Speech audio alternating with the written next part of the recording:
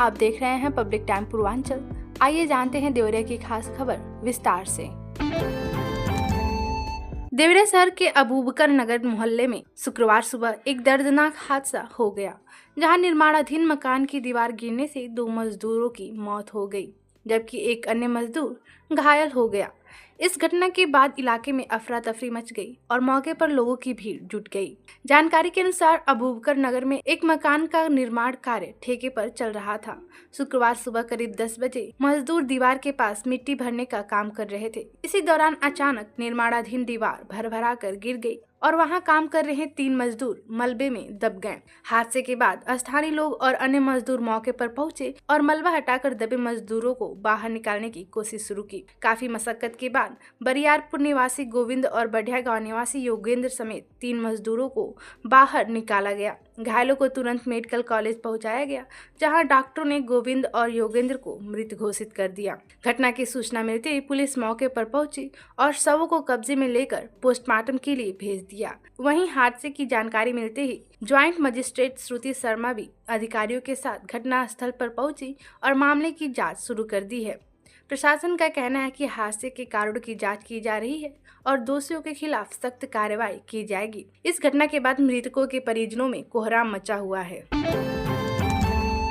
देवरिया जिले के बरहज तहसील क्षेत्र में उस समय हड़कंप मच गया जब अचानक भीषण आग ने कई गांवों को अपनी चपेट में ले लिया। खुदिया बुजुर्ग, बेलवनिया, भलईपुर, गंगाचक, पोखरा और हरनही सहित आसपास के इलाकों में आग तेजी से फैलती चली गई। इस घटना में करीब 30 एकड़ गेहूं की फसल जलकर पूरी तरह राख हो गई, जिससे किसानों को भारी आर्थिक नुकसान झेलना पड़ा है। ग्रामीणों के मुताबिक आग लगने के बाद फायर ब्रिगेड समय पर नहीं पहुंची, जिसके कारण हालात और बिगड़ गए। तेज हवा और सूखी फसल ने आग को और भड़काने का काम किया, जिससे आग ने देखते ही देखते कई खेतों को अपनी चपेट में ले लिया। मौके पर मौजूद किसान और ग्रामीण बाल्टी, पाइप और अन्य साधनों से आग बुझाने की कोशिश करते रहे, लेकिन आग की तीव्रता के आगे उनकी कोशिश कमजोर पड़ती दिखी। मदनपुर थाना प्रभारी नंदा प्रसाद ने बताया कि आग लगने की सूचना मिलते ही फायर ब्रिगेड को मौके पर भेज दिया गया। प्रशासन का दावा है कि जल्द ही आग पर काबू पा लिया जाएगा और नुकसान का आकलन कर प्रभावित किसानों को राहत देने की प्रक्रिया शुरू की जाएगी। यह घटना एक बार फिर से फसल कटाई के मौसम में आग से बचाव के इंतजामों पर सवाल खड़े करते हैं। जरूरत है कि प्रशासन पहले से सतर्क रहे और गांव स्तर पर आग से निपटने के पर्याप्त संसाधन उपलब्ध कराए जाए, ताकि किसानों की मेहनत यूं ही राख न हो जाए। देवरिया जिले के मदनपुर थाना क्षेत्र में एक सनसनीखेज हत्या का मामला सामने आया है, जहां शादी से इनकार करने पर एक युवती की गला घोंटकर हत्या कर दी गई है। पुलिस ने इस मामले का खुलासा करते हुए मुख्य आरोपी को गिरफ्तार कर लिया है। पुलिस अधीक्षक संजीव सुमन के निर्देशन में चलाए जा रहे अपराध नियंत्रण अभियान के तहत मदनपुर पुलिस ने त्वरित कार्रवाई करते हुए आरोपी वीर बहादुर उर्फ शिवम को गिरफ्तार किया है। आरोपी को 2 अप्रैल की रात मुखबिर की सूचना पर मदनपुर पेट्रोल पंप के आगे सेमरा पुल मार्ग के पास से दबोचा गया। मामले के अनुसार बराव गांव निवासी शिवानंद प्रसाद ने थाना मदनपुर में शिकायत दर्ज कराई थी कि उनकी पुत्री से जबरदस्ती शादी करने का दबाव बनाया जा रहा है। युवती द्वारा इनकार करने पर आरोपी ने रंजिश पाल ली और 1 और 2 अप्रैल की रात उसे बहाने से अपने घोटे पर ले जाकर रस्सी से गला घोंटकर हत्या कर दी। पुलिस ने आरोपी के पास से घटना में प्रयुक्त रस्सी भी बरामद की। इस कार्रवाई में थानाध्यक्ष नंदा प्रसाद समेत पुलिस टीम के अन्य सदस्यों की अहम भूमिका रही। पुलिस ने बताया कि आरोपी के खिलाफ संबंधित धाराओं में मुकदमा दर्ज कर आगे की विधिक कार्रवाई की जा रही है। इस घटना ने पूरे इलाके में दहशत का माहौल पैदा कर दिया है। वहीं परिजनों का रो रो कर बुरा हाल है। देवरिया में साइबर क्राइम टीम ने बड़ी कार्रवाई करते हुए म्यूल अकाउंट के जरिए हो रही करोड़ की ऑनलाइन ठगी का पर्दाफाश किया है। इस मामले में एक आरोपी को गिरफ्तार किया है, जबकि गिरोह के अन्य सदस्यों की तलाशी जारी है। पुलिस अधीक्षक संजीव सुमन के निर्देशन पर चलाए जा रहे अभियान के तहत साइबर क्राइम थाना टीम ने जांच के दौरान बरहज क्षेत्र के बेलडाल मोड़ के पास माखनलाल गुप्ता को गिरफ्तार किया। आरोपी पर आरोप है कि उसने डमी कंपनी बनाकर देश भर में साइबर ठगी के पैसे का ट्रांजैक्शन किया है। जांच में सामने आया है कि आरोपी की company Lexi Roof software solution private limited के नाम पर कई बैंक खाते संचालित किए जा रहे थे। इन खातों के माध्यम से विभिन्न राज्यों से कुल 46 शिकायतें NCRP पोर्टल पर दर्ज है।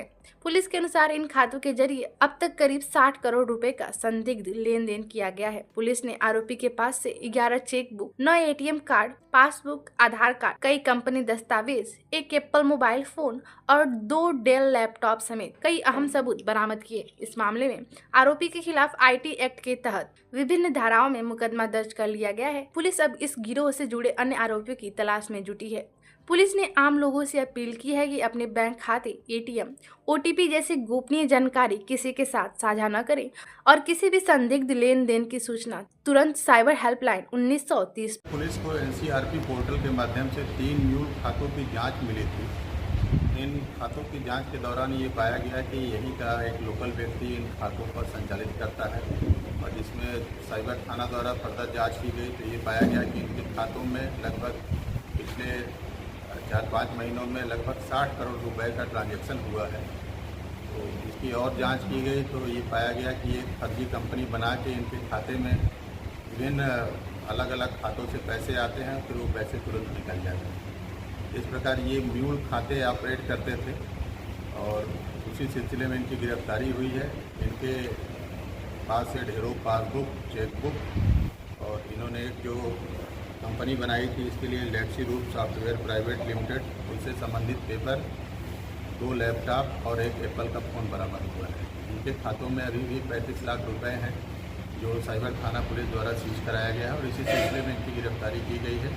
इनका नाम माखनलाल गुप्ता पुत्र रामसूरत गुप्ता है। ये यहीं देवरिया के रहने वाले हैं और इनके खिलाफ एक मुकदमा कायम किया गया है 9/26 आईटी एक्ट में। देवरिया जनपद में महिलाओं और बालिकाओं की सुरक्षा व सशक्तिकरण को लेकर मिशन शक्ति फेज 5 के तहत व्यापक जागरूकता अभियान चलाया गया। पुलिस अधीक्षक संजीव सुमन के निर्देशन में जिले के सभी थानों की मिशन शक्ति और एंटी रोमियो टीमों ने विभिन्न स्थानों पर कार्यक्रम आयोजित कर महिलाओं को उनके अधिकारों और सुरक्षा उपायों की जानकारी दी। अभियान के तहत थाना बरहट क्षेत्र में मिशन शक्ति टीम ने मसीही कलीसिया चर्च में महिलाओं और बच्चों को जागरूक किया। इस दौरान पुलिस कर्मियों ने विभिन्न सरकारी योजनाओं और हेल्पलाइन नंबरों की जानकारी देते हुए उन्हें किसी भी आपात स्थिति में तुरंत सहायता लेने के लिए प्रेरित किया।